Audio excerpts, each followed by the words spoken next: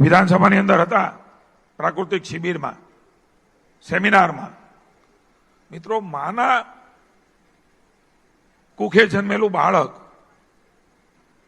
2 દિવસનું 1 દિવસનું અઠવાડિયાનું હોય, બીજો કોઈ ખોરાક ન ખાતો હોય અને એને કેન્સર થાય, એને શુગર થાય, એને અન્ય રોગ આવે, માનું દૂધ એ શુદ્ધ ગણાય છે. કેવી રીતે આવ્યું, કેવી રીતે થયું?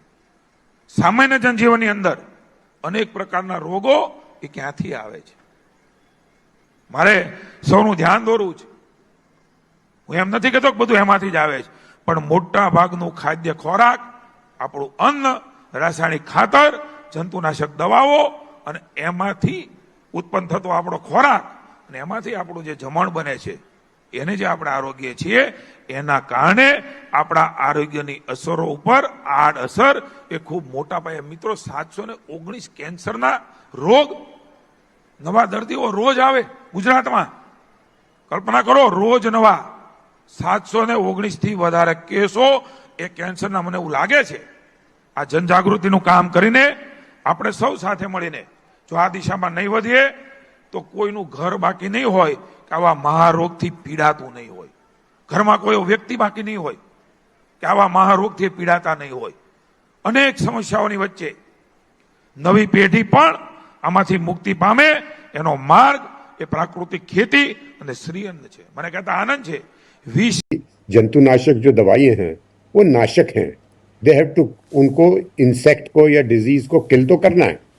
सो ये और इनकी ये दवाइयां जो हैं वो सब दवाइयां कामयाब दवाई हैं और उनका जो है पूरा उनका जो टेस्ट होता है उसके ऊपर पूरा वैज्ञानिक तरीके से उन पर टेस्ट होता है और जो उसका जो नो इफेक्ट लेवल उनको निकाला जाता है कि इस मात्रा में आप लगाएंगे तो ह्यूमन बीइंग के ऊपर, प्राणी के ऊपर कोई असर नहीं होगा और उसको भी वो 100 से फिर डिवाइड करते हैं.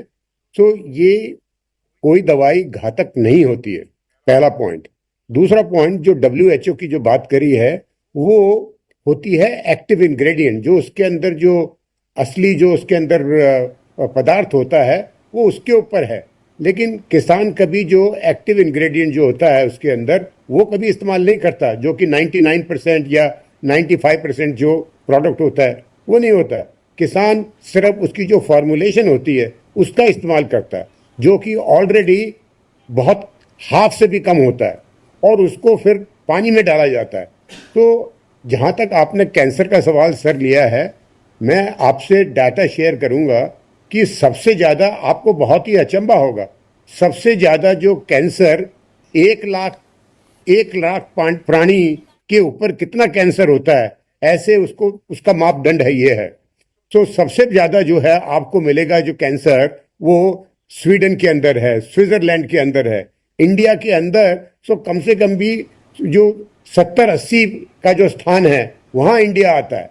ये कहना उचित नहीं है कि इंडिया के अंदर सबसे ज़्यादा कैंसर होता है, ये गलत बात है.